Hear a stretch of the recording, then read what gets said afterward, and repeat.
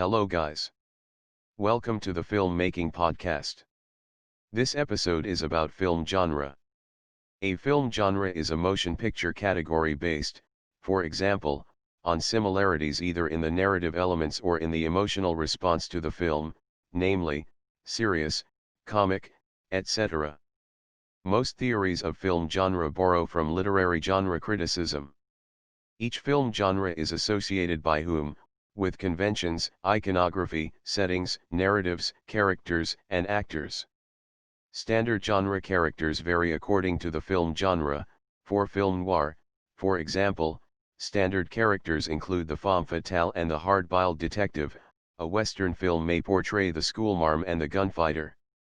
Some actors acquire a reputation linked to a single genre, such as John Wayne, the Western, or Fred Astaire, the musical. A film's genre will influence the use of filmmaking styles and techniques, such as the use of flashbacks and low-key lighting in film noir, tight framing in horror films, fonts that look like rough-hewn logs for the titles of Western films, or the scrawled title font and credits of SE7EN, 1995, a film about a serial killer. As well, genres have associated film scoring conventions, such as lush string orchestras for romantic melodramas or electronic music for science fiction films.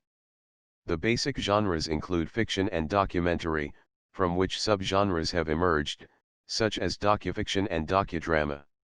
Other examples of subgenres include the courtroom and trial-focused drama known as the legal drama, which is a subtype of drama. Types of fiction which may seem unrelated can also combine to form hybrid subgenres, such as the melding of horror and comedy in the Evil Dead films. Other popular combinations include the romantic comedy, some vampire films, and the action comedy film. Alan Williams distinguishes three main genre categories: narrative, avant-garde, and documentary. Genre affects how films are broadcast on television, advertised, and organized in video rental stores. One can also classify films by the setting, theme, topic, mood, format, target audience, or budget. The setting is the environment where the story and action take place, e.g., a war film, a Western film, or a space opera film. The theme or topic refers to the issues or concepts that the film revolves around, e.g., science fiction film, sports film, or crime film. The mood is the emotional tone of the film, e.g., comedy film, horror film, or tear-jerker film. Format refers to the way the film was shot, e.g., 35mm, 16mm, or 8mm, or the manner of presentation, e.g., anamorphic widescreen. Additional ways of categorizing film genres may involve the target audience, for example, children's film, teen film, or women's film, or by type of production, e.g., B-movie, big-budget blockbuster, or low-budget film, such as amateur film. Genre does not just refer to the type of film or its category. Spectator expectations about a film, and institutional discourses that create generic structures also play a key role. 9 genres are not fixed, they change and evolve over time, and some genres may largely disappear, for example, the melodrama. Screenwriters often organize their stories by genre, focusing their attention on 3 specific aspects: atmosphere, character, and story. A film's atmosphere includes costumes, props, locations, and the visceral experiences created for the audience. Aspects of character include archetypes, stock characters, and the goals and motivations of the central characters. Story considerations, as they relate to genre, include theme, tentpole scenes, and how the rhythm of characters' perspective shift from scene to scene. History. From the earliest days of cinema in the 19th century, the term genre, already in use in English with reference to works of art or literary production from at least 1770, was used to organize films according to type. By the 1950s, André Bazin was discussing the concept of genre by using the Western film as an example. During this era, there was a debate over auteur theory versus genre. 9 In the late 1960s, the concept of genre became a significant part of film theory. Film genres draw on genres from other forms, Western novels existed before the Western film, and musical theater predated film musicals. The perceived genre of a film can change over time. For example, in the 21st century, The Great Train Robbery, 1903, classes as a key early Western film, but when released, marketing promoted it for its relation to the then popular genres of the chase film, the railroad film and the crime film. A key reason that the early Hollywood industrial system from the 1920s to the 1950s favored genre films is that in Hollywood's industrial mode of production, genre movies are dependable products to market to audiences, they were easy to produce and it was easy for audiences to understand a genre film. In the 1920s to 1950s, genre films had clear conventions and iconography, such as the heavy coats worn by gangsters in films like Little Caesar, 1931. The conventions in genre films enable filmmakers to generate them in an industrial, assembly line fashion, an approach which can be seen in the James Bond spy films, which all use a formula of lots of action, fancy gadgets, beautiful women, and colorful villains, even though the actors, directors, and screenwriters change. Pure and hybrid genres. Films are rarely purely from one genre, which is in keeping with the cinema's diverse and derivative origins, it being a blend of vaudeville, music hall, theater, photography and novels. American film historian Janet Steiger states that the genre of a film can be defined in 4 ways. The idealist method judges films by predetermined standards. The empirical method identifies the genre of a film by comparing it to a list of films already deemed to fall within a certain genre. The a priori method uses common generic elements which are identified in advance.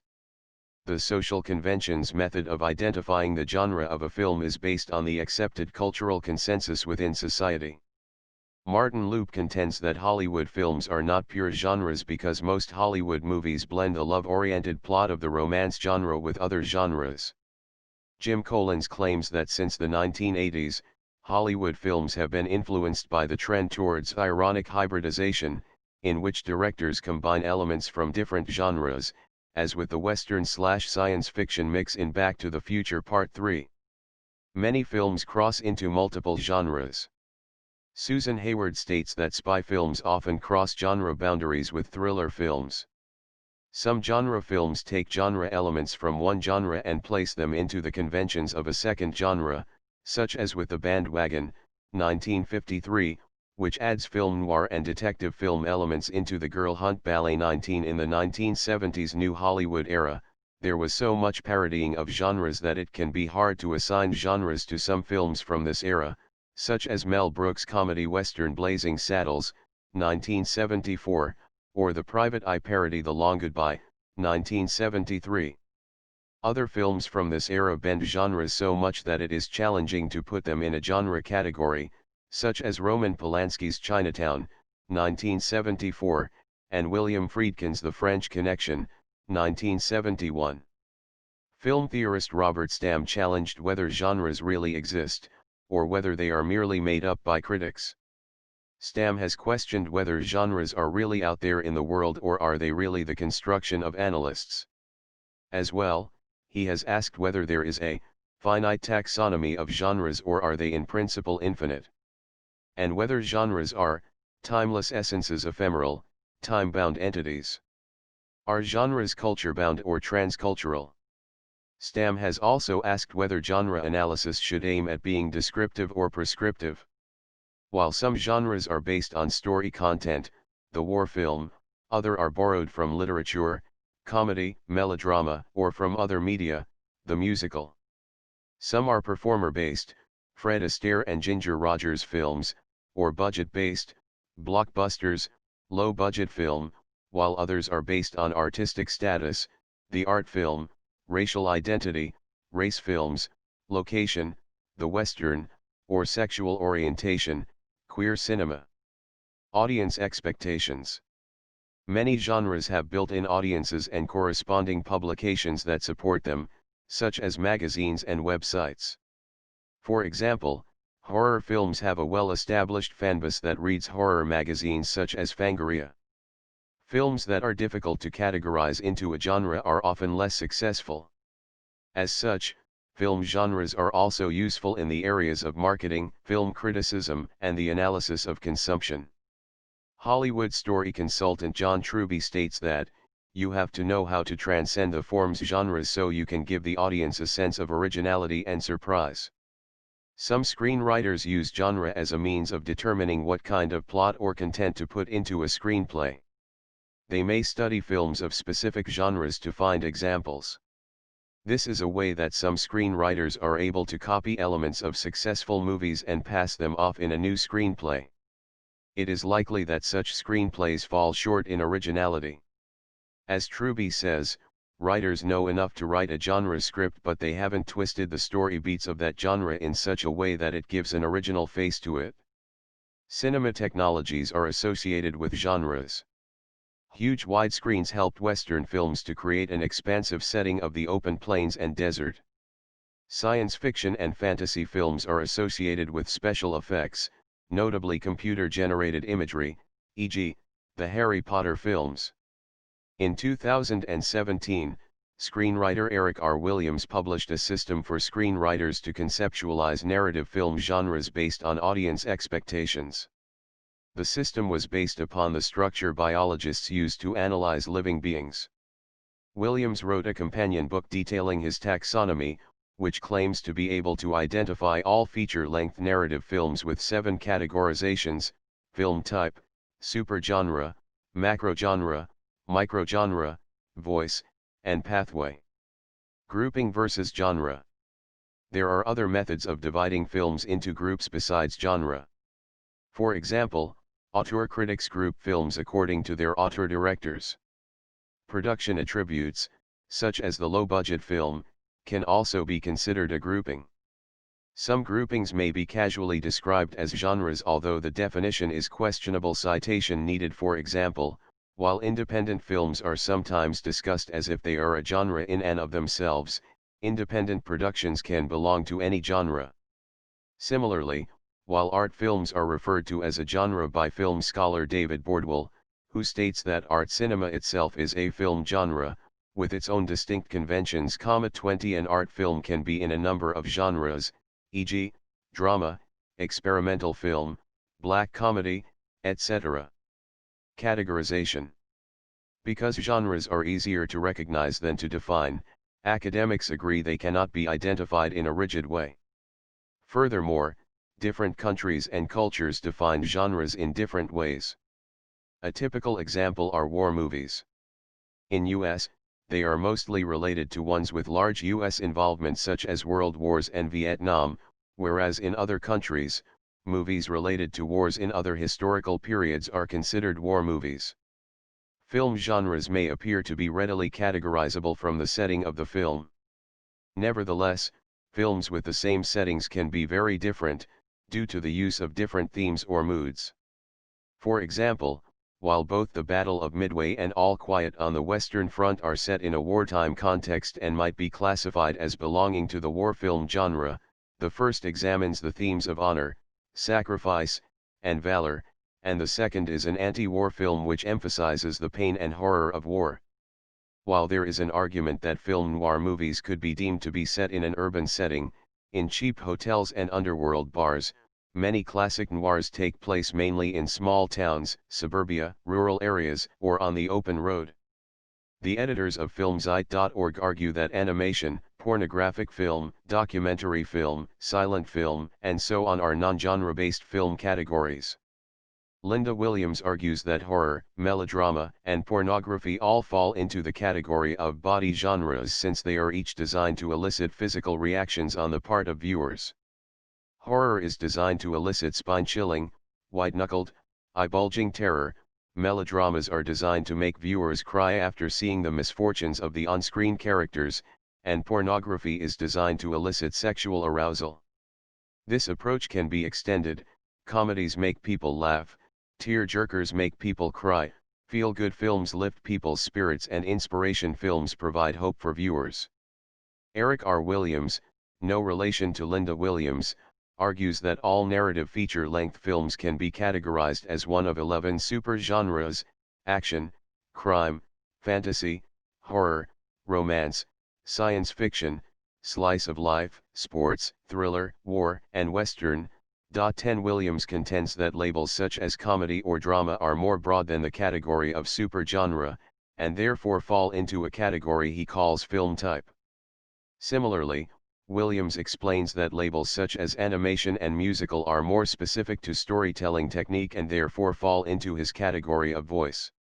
For example, according to Williams, a film like Blazing Saddles could be categorized as a comedy type, western, supergenre, musical, voice, while Anomalisa is a drama type, slice of life, supergenre, animation, voice.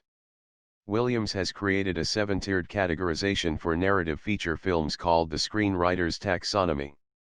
A genre movie is a film that follows some or all of the conventions of a particular genre, whether or not it was intentional when the movie was produced. Film and history. In order to understand the creation and context of each film genre, we must look at its popularity in the context of its place in history. For example, the 1970s blaxploitation films have been called an attempt to undermine the rise of Afro-Americans' black consciousness movement of that era.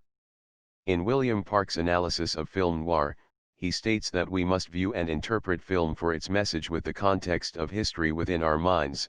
He states that this is how film can truly be understood by its audience. Film genres such as film noir and Western film reflect values of the time period. While film noir combines German expressionist filming strategies with post-World War II ideals, Western films focused on the ideal of the early 20th century. Films such as the musical were created as a form of entertainment during the Great Depression, allowing its viewers an escape during tough times. So when watching and analyzing film genres, we must remember its true intentions aside from its entertainment value. Over time, a genre can change through stages: the classic genre era, the parody of the classics, the period where filmmakers deny that their films are part of a certain genre, and finally a critique of the entire genre. This pattern can be seen with the Western film. In the earliest, classic Westerns, there was a clear hero who protected society from lawless villains who lived in the wilderness and came into civilization to commit crimes.